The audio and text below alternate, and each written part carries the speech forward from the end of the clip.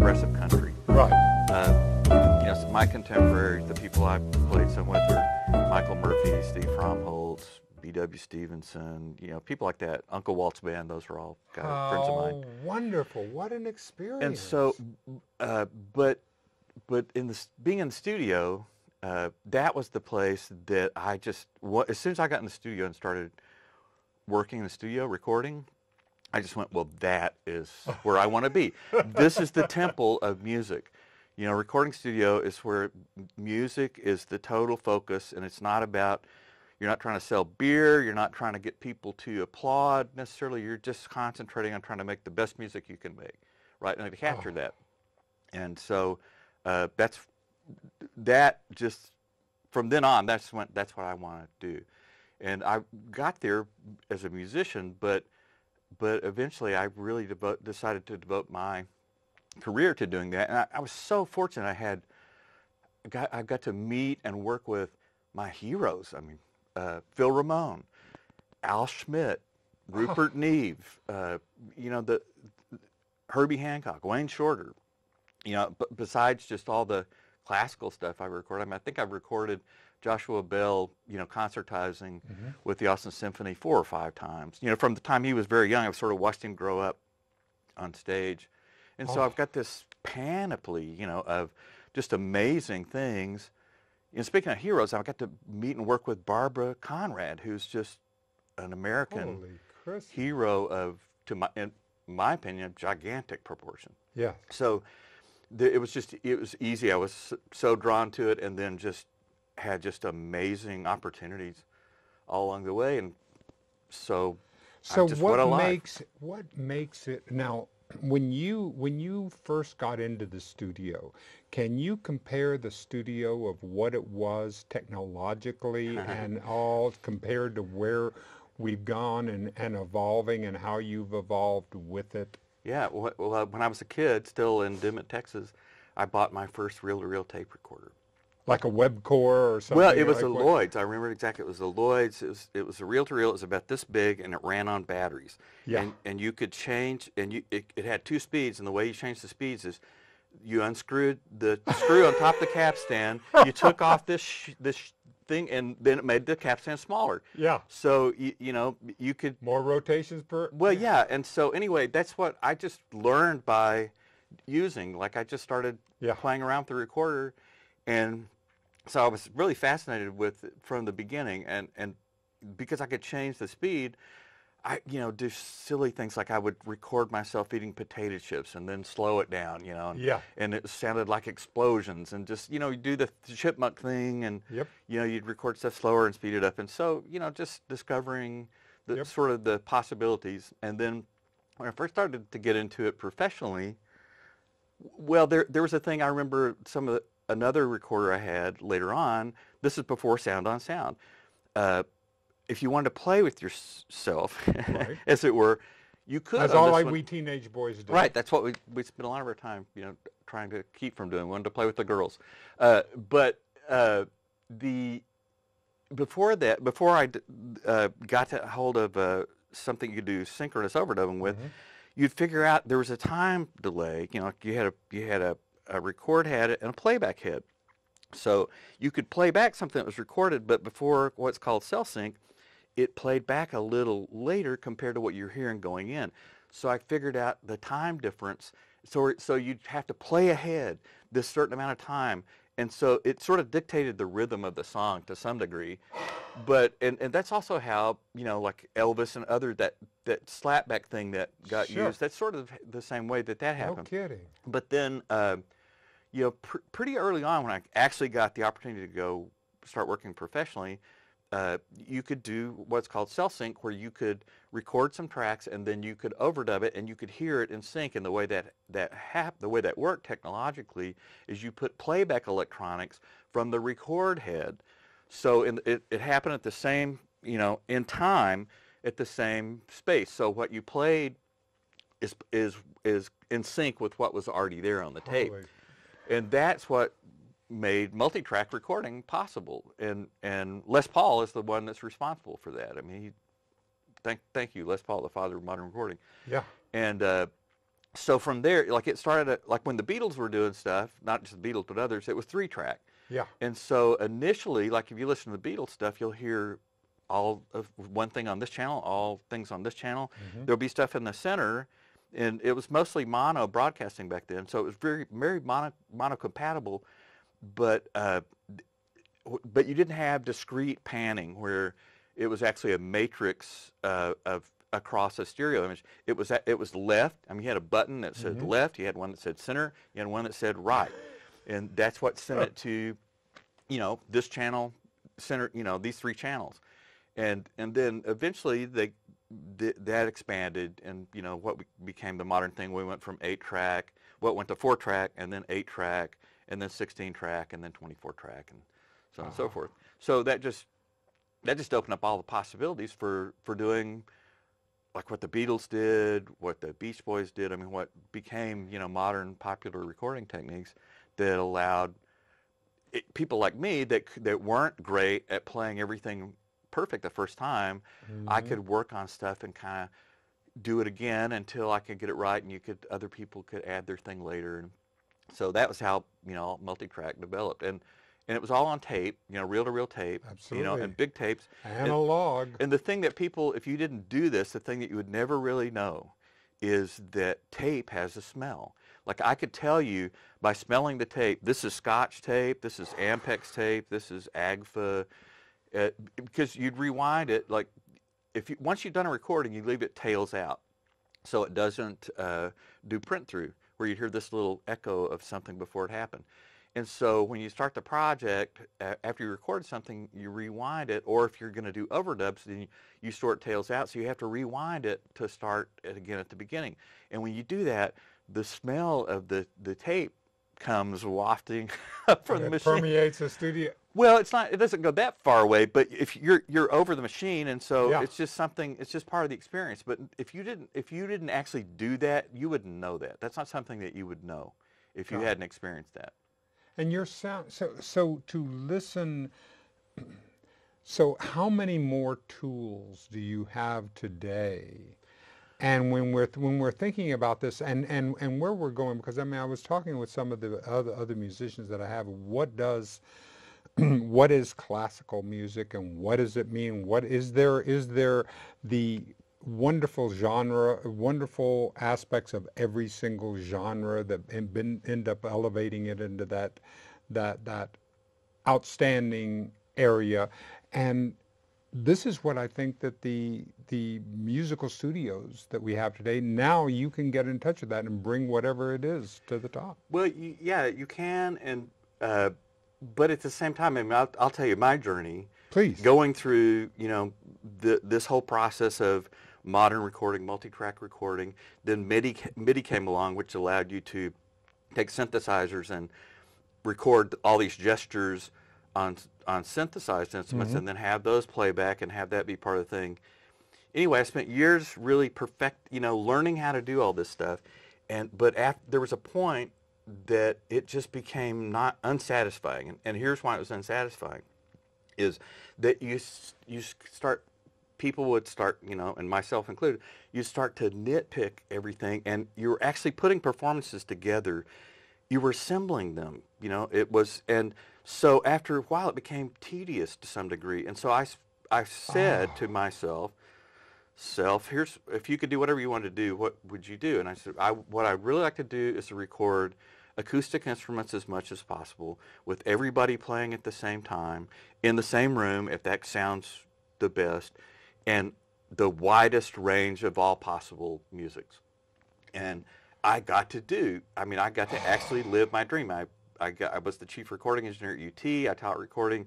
I've recorded gamelan orchestras. I've recorded, just the widest range of things. Austin Symphony, big bands. I mean, there's nothing better than a great big band. There's nothing sounds better than that. But the thing is I recorded live. Live was the thing, and there's something that happens live that's really hard to recreate. There's an energy, especially when there's an audience. People, performers It's an exchange. Yeah. Oh, yeah. It's very, very much an exchange. Each one feeds the other, and so that was the other thing. that just makes it exciting. But I went from very complicated systems to going to making the simplest setup that I could make. My philosophy became I'm a minimalist, so I would have the fewest microphones that would take to capture the sound that you wanted to, and I EQ, like if I have to use EQ, there's something wrong. The right mic in the right place. That was my philosophy, and so it takes a little bit more time up front, but the result to me is really great. And you're trying to, especially with acoustic music and concert music, at least I feel like what I'm trying to do is to capture the realistic, like I want the listener to feel like they're there, at the concert. And so I'm not putting effects. I'm trying to do as little. I'm trying to put the technology. I'm trying to pull the technology out of the way. Is probably the best way of saying it, which is actually harder than you think. Oh God, yes. Oh God, yes. And but very satisfying. So what are you at this time in your life?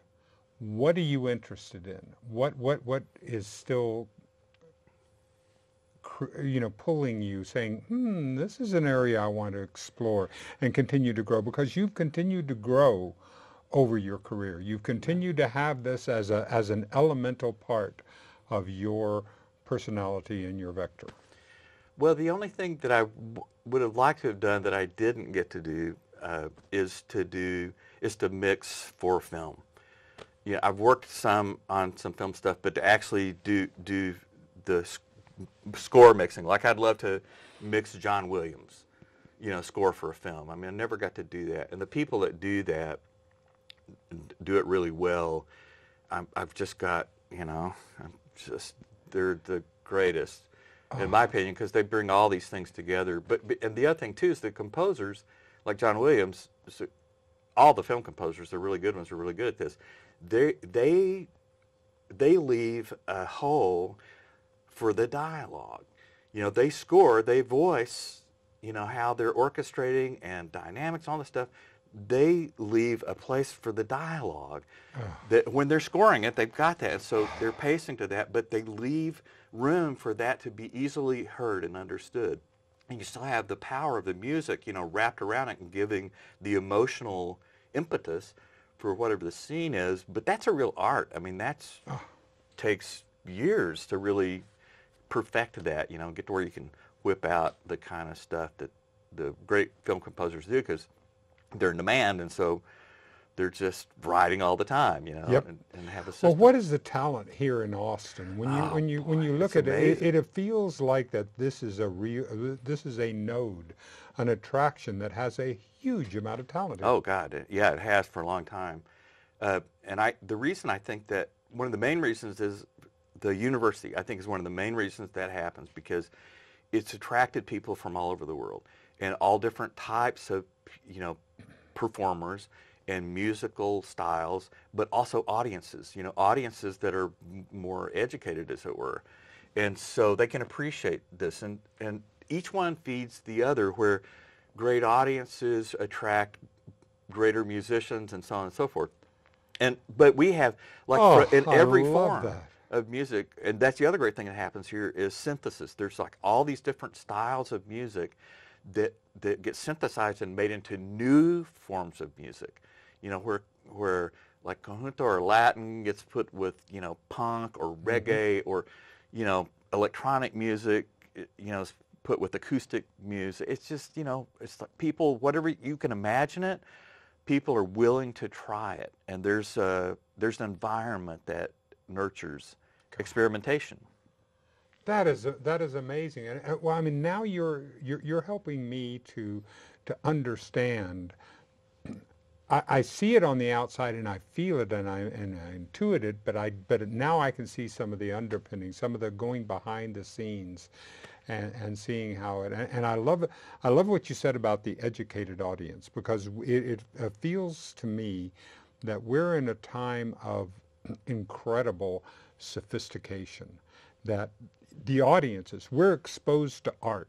Oh, yeah. Even if you watch cable television or you watch any television, you're watching a 30-second story when you're watching a commercial, and they're constantly working. We're constantly bombarded with beautiful. I mean, every one of those scenes is lit.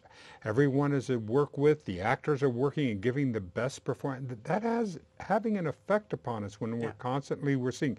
Yes, we have the downside of comparisons and the other challenges that we have, but just being the exposure of ourselves to art is working on us. I think it's working on us to grow Well, us. sure. That's what starts having refinement is, yeah, what you're saying. There's a ton of content. There's a lot of content, but having discernment is an educated part of it. Is like Exactly. to be able to discern, and it's just, that's an opinion thing too. It's like you like what you like for whatever reasons that you like it, but discernment is what gives you refined tastes. And so then you become like any discerning, like if art, dance, food, Right. whatever, like you make your decisions about that. But the more you pay attention to something, like if you're a fan of that and you pay more attention to it, you learn more about it. Each time you learn Exactly. more about it and you get a deeper understanding or a deeper tasting or a deeper feeling, or it moves you more. I mean, all the Yep. different things that these things do to our senses that is great. That's why we love it, right? That's what we want our entertainment to do, is to Exactly. move us. And so what's entertaining you, intriguing you, interesting you now at this time in your life? Just what I couldn't do when I was working all the time, and I was surrounded with just incredible, inspiring music of all kinds, but there's friends of mine playing in town, just things that are happening here that I couldn't go to because I was working Yeah. all the time. And so now I can go, hear my friends. And so I go to church on Monday and go hear Elias Hasslinger and James Polk, who just turned 78, who's the mentor of so many jazz musicians in this town, who was Ray Charles's music director for years, and just these monster musicians. Then I go to Don's Depot, where Chris Gage, like with the piano, and have people sit in. It's like Cheers. Like you walk in and there are people. It's a Hey. time capsule.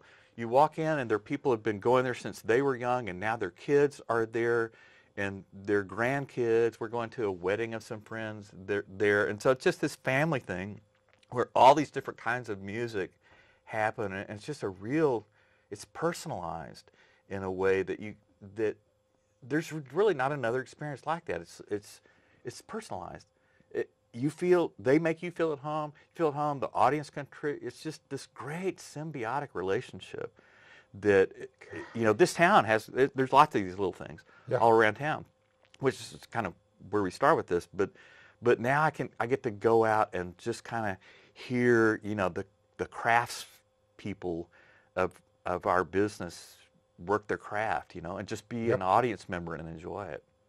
And I was thinking about that as as we get a chance, like we have a certain number of people that win the lottery, the fame lottery.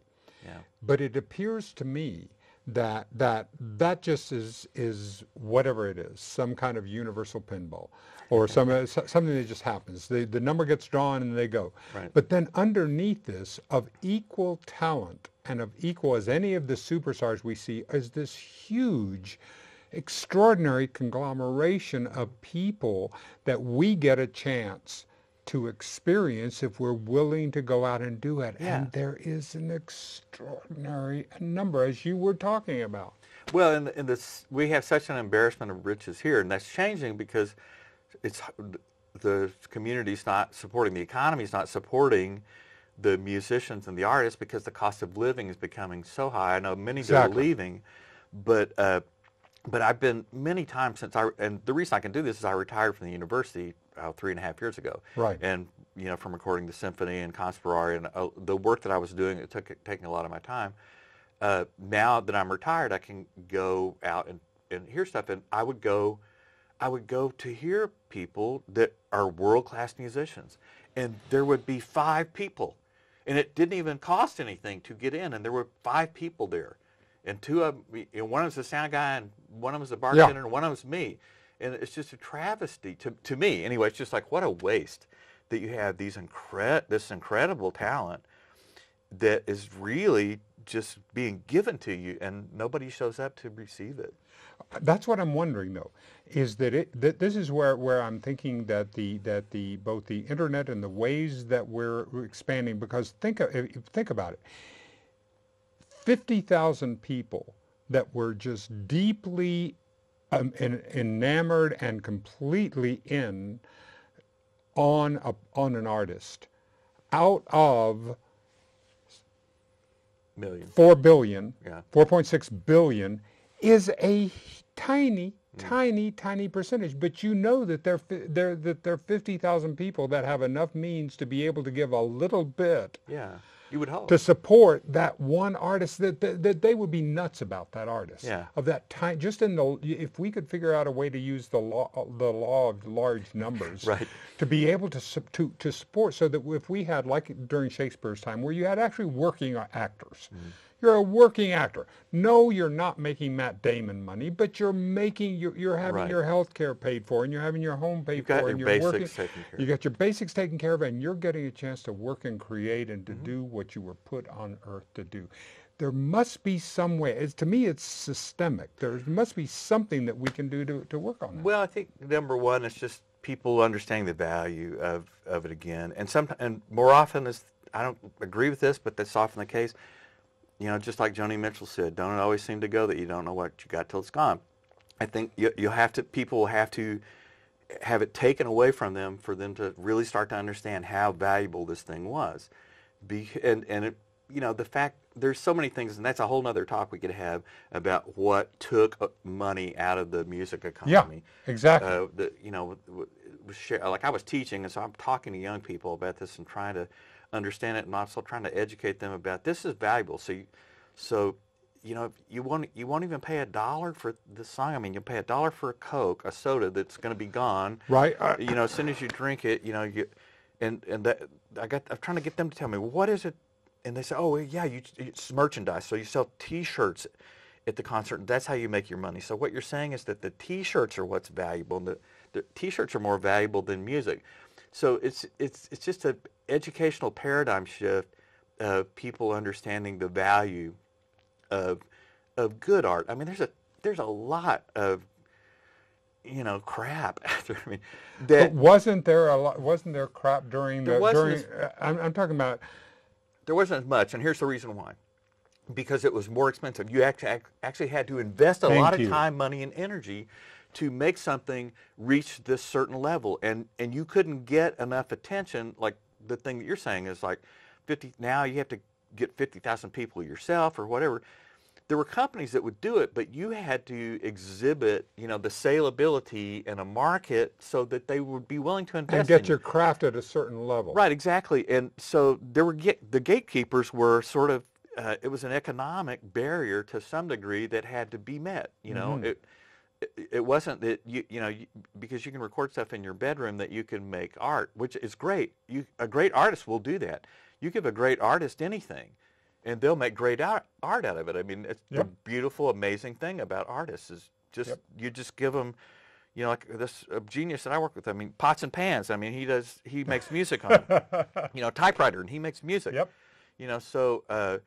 But marketing, and so that's the thing you're saying. So like the lottery of what makes it to the top or what doesn't. Promotion, marketing. They had a better PR person, or they knew how to use YouTube better, or whatever it is. But that's kind of what it has to be. Is you've got to get enough people. You've got to get exposed to enough people and knock their socks off. Yeah. Because that's the other thing. It's super competitive. You want people's attention? Well, here's all the people you've got to compete with. You've got to get their attention over everybody else's. And movies, now you've got home theaters. So, entertainers, you better make what you're doing really exciting, because this is your competition.